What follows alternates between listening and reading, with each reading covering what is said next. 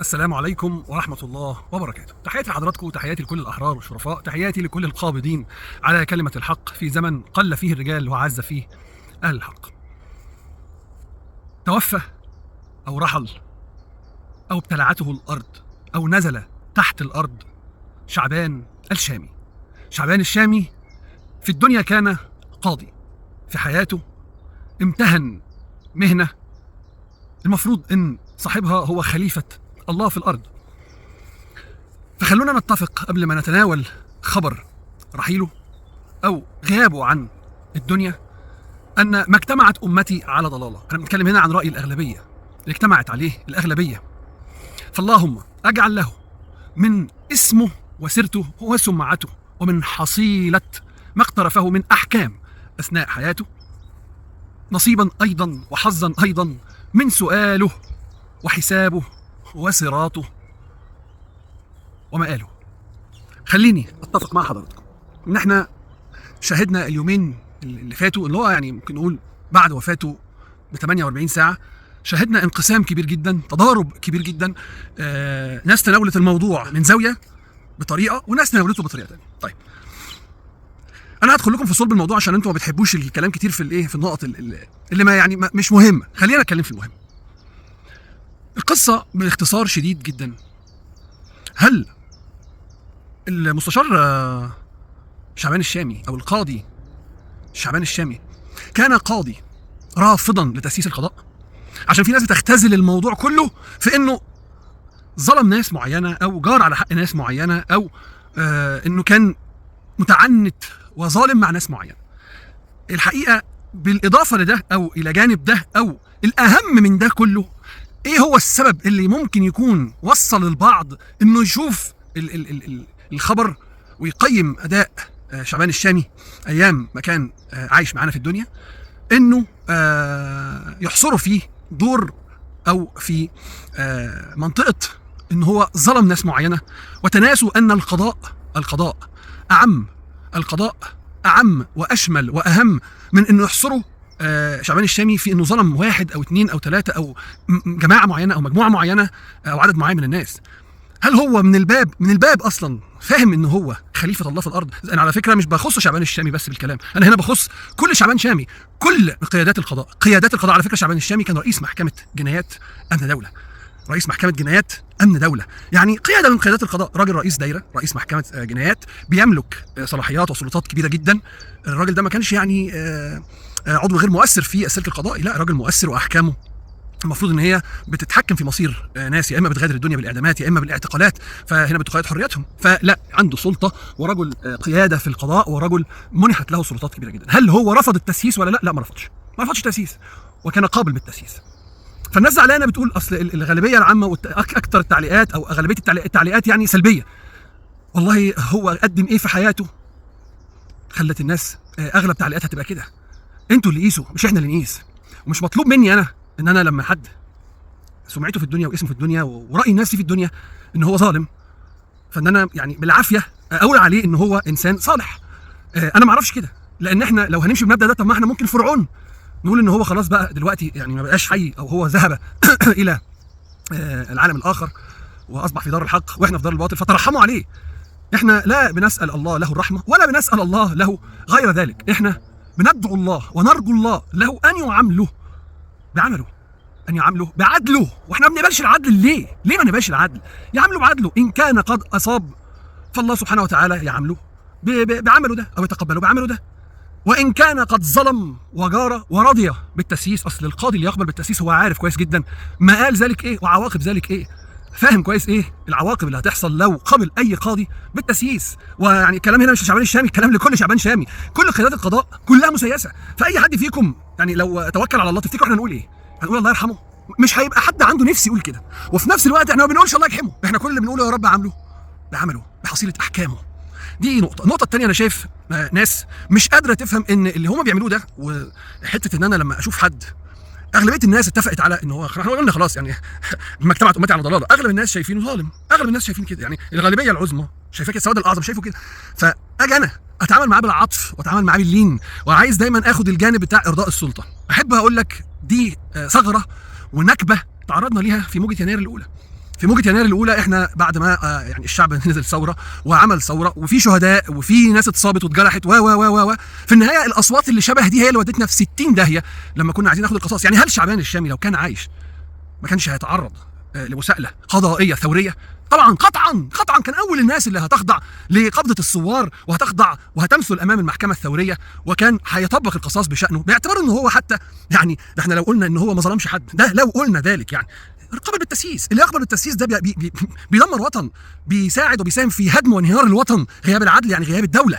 فلما بنتعامل بهذه المعايير المغلوطة والمعايير الغير منضبطه، احنا بنجني ايه في الاخر؟ بنجني ايه؟ الثوره المضاده انتصرت على ثورتنا. وافتكروا طبعا انا هنا بكلم الناس اللي بتحصل الموضوع فيه ناس معينه اتظلمت، على فكره اللي اتظلم مجتمع باسره والله مش جماعه معينه، كل المجتمع اتظلم لما القضاء اتسيس، اصبح عندك قاضي غير مستقل، اصبح عندك قاضي موجه، اصبح عندك قاضي بياخد التعليمات زي ما انتوا اللي بتقولوا يعني بريموت كنترول او يعني بياخدها بالامر. انا شخصيا تعرضت لهذا الامتحان او الاختبار، رفضت. في غيري ناس قاعده وشغاله وعايز تاكل عيش، وقلنا الكلام ده وذكرناه مليون مره.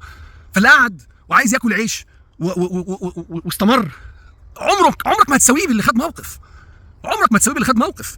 ولذلك الناس اللي بتقعد تاخد الامور بالبساطه، اصل دلوقتي مش معانا فرعون، النهارده مش معانا، هامان وزيره ما كانش معانا برضه، او دلوقتي مش معانا، ايه هنترحم على فرعون وهنترحم على هامان؟ لا لا لا لا لا. يعني هم لما كانوا عايشين وكانوا بيقتلوا الاطفال وكانوا بيطغوا ويظلموا ويفجروا، لما يموتوا احنا المطلوب مننا ننسى كل ده. يعني هم لما كانوا عايشين في حياتهم كانوا يعني بيستباحوا فينا كل ده، احنا بقى المطلوب مننا ان احنا ننسى كل ده، نعمل نفسنا مش شايفين كل ده كأن ما عداش علينا، صح؟ وفي لقطه في ثانيه لا اصل هو دلوقتي يعني خلاص ذهب لدار الحق، وانت هتذهب لدار الحق وانا هذهب لدار الحق، بس كان موقفي ايه وموقفك ايه؟ احنا كانت موقفنا ايه اللي ممكن لما نذهب لدار الحق نقابل بيها اللي خلقنا؟ فالناس اللي متعاطفه هي محسوبه على الناس دي، الناس اللي متعاطفه محسوبه على الناس دي، لان انت بالمنطق قلت لك يعني هل النهارده لو في حد جاي عايز مثلا يشكر في خديوي اسماعيل مثلا اللي باع مصر جمله وقطاعي وتسبب في تكبيلها بالديون لحد ما دخلها الاستعمار، فلو حد عايز يدافع عنه ويقول على الراجل ده كان كويس، هل ده مثلا يعني ذريعه انك تقول لا اصل الراجل بين يدي الله؟ انتوا عايشين العصر في لحظته، فعشان كده لسه طغيان الانظمه مسيطر على عقولكم ويخليكم خايفين حتى تقولوا لا والله. على فكره انظروا حتى للجنازه بتاعت المستشار رحمه الله عليه احمد الشاذلي صاحب حكم مصريه تيران وصنافير، روحوا شوفوا الجنازه بتاعته وشوفوا الدفنه بتاعته كانت عامله ازاي، وشوفوا انتوا المنظر اللي احنا شفناه امبارح في دفنه شعبان الشامي والصلاه عليه.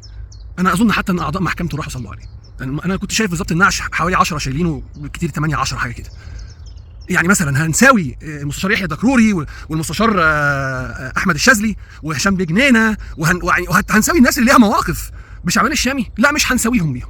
وانتوا كنتوا فين لما الناس ديت قبلت بالتاسيس؟ يا اللي متعاطفين قوي، انتوا كنتوا فين؟ انتوا كنتوا فين وايه مواقفكم؟ انا بس بحب احط النقط على الحروف من غير فجر في خصومه، هي مش خصومه، احنا ما بندعيش عليه، احنا بنطلب من ربنا يعامله بحصيله احكامه وحصيله اعماله. هل ده في خروج عن المألوف او شماته مين؟ وانا لما اكون ربنا مديني سلطه ان انا خلفته في الارض، على فكره الناس عارفه موقفي كويس جدا من جماعه الاخوان المسلمين، عشان انا شايف عتها على السوشيال ميديا، اي حد بيقول لك اصله مش ما بيقولوش بالرحمه يبقى من الاخوان. انا شفت محاكمه الدكتور مرسي رحمه الله عليه وهو بيقول له انت لازم تسمعني، الله يرحمه دكتور محمد مرسي كان بيقول له انت لازم تسمعني، يقول له انا مش فاضي اسمعك. هل ده قاضي؟ يا قضاه يا اللي جلستوا على منصات قضاء، انت في خصم من خصوم الدعوه بيقول لك انا عايز ادافع عن نفسي ومن حقه هو صاحب الشأن انه يتكلم، بتقول له انا مش فاضيلك وانا فاضيلك هقعد اسمعك يومين؟ امال انت عايز تعدمه وتصدر ضده حكم بالاعدام من غير ما تسمعه؟ تقول لا احنا كلنا قعدنا على منصات قضاء وعارفين اجراءات التقاضي بتمر ازاي واحنا فاهمين بعض، فمش عايزين مزايده ومش عايزين اي نوع من انواع ان انت تزيف الحقائق. بلاش تزييف حقائق، كل واحد عارف الصح ايه والغلط ايه. هل في متهم، مش هقول لك خصم، متهم عشان لو رد عليا حد بدقه هقول له حتى الرئيس محمد مرسي رحمه الله عليه او دكتور محمد مرسي رحمه الله عليه كان ساعتها متهم، صح؟ هل في متهم ما بيمكنش من انه يدافع عن نفسه والقاضي او رئيس المحكمه يقول له انا مش فاضيلك علشان اسمعك؟ امال انت يا مؤاخذه بتاخد الراتب بتاعك والحصانه والميزات والمميزات والامتيازات وكل ده بتاخده عشان ايه؟ عشان ايه يعني؟ عشان تتوسط لفلان يدخل مين النيابه ومين يدخل مجلس الدوله ومين يدخل شرطه ومين يدخل حربيه؟ لا صميم عملك انك تسمع المتهم والدفاع بتاعه وتقرا مذكرات الدفاع وتقرا الملف من الجلده للجلده عشان تعرف تطلع في الاخر بحكم يرضي ربك. مش هطول اكتر من كده.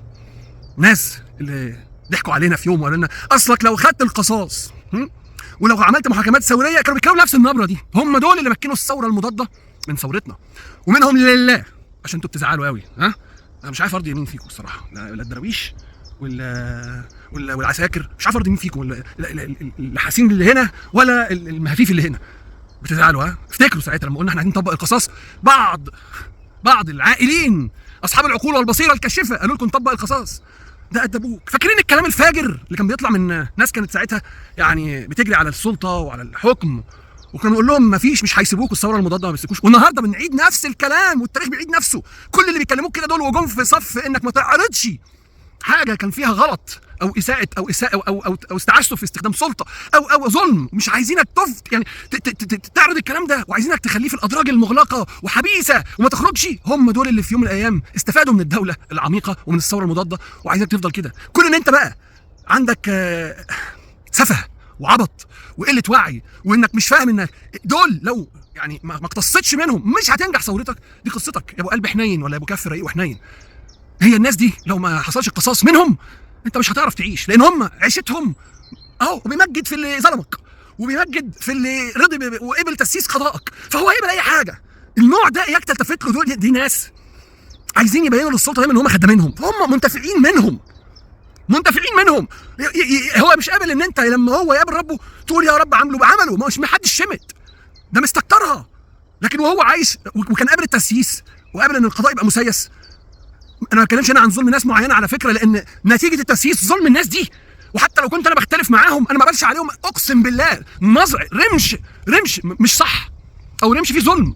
هو انا لو مختلف معاك يبقى انا عايزك اقبل عليك الموت، ولا عايزك انك تموت ولا تتسجن؟ لا والله، الا لو في دليل ضدك يتقدم دليل، ما عنديش اي مشكله. انما يقف المتهم خلف الزجاج يقول للقاضي انا عايز اتكلم علشان قبل ما تحكم عليا تبقى عندك يعني كل المعلومات قدامك وكل المستندات قدامك وكل الايضاحات والشهود كل حاجه تبقى قدامك، فيرد يقول له انا ما عنديش وقت ليك.